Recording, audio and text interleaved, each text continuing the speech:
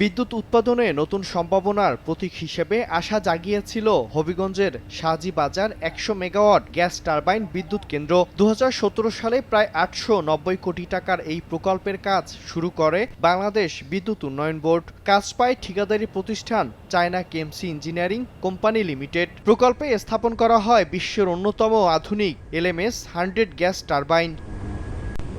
চুক্তি অনুযায়ী ২০২০ সালের জুনে চালু হওয়ার কথা থাকলেও এখনও উৎপাদনে যেতে পারেনি বিদ্যুৎ কেন্দ্রটি। কেন্দ্র সংশ্লিষ্টরা জানান ২০২১ সালে ভেঙে যায় টারবাইনের ব্লেড। একই বছর আবারও চালুর চেষ্টা করা হলে ফের দেখা দেয় যান্ত্রিক ত্রুটি।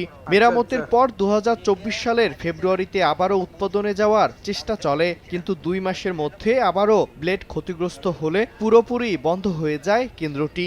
১০০ মেগাওয়াট তো ভাই এখনো চালু হয়েছে না, খালি ওই বইব শুনি। ওই সরকারের হাজার হাজার কোটি টাকা এটার মধ্যে ব্যয় করছে, কিন্তু আমাদের জনগণ যারা আছি আমরা একটা ভোগান্তির মধ্যে আছি বিদ্যুতের। দ্রুত চালু হওয়ার লাগি আমার সরকারের কাছে একটা দরখাস্ত রইল।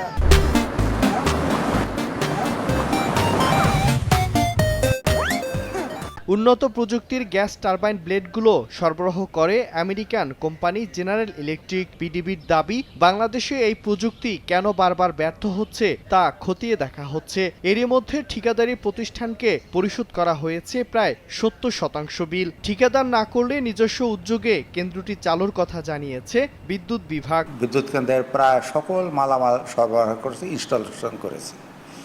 এখন টেস্টিং কমিশনের পর্যায়ে যায় দুটো ইকুইপমেন্ট ক্ষতিগ্রস্ত হয়। এখন তারা আশা করি অবশিষ্ট পেমেন্টের মাধ্যমে এই কাজ সমাপ্ত করবে।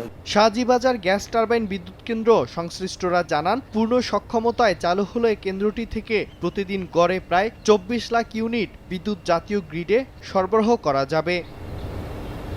সময় সংবাদ, হবিগঞ্জ।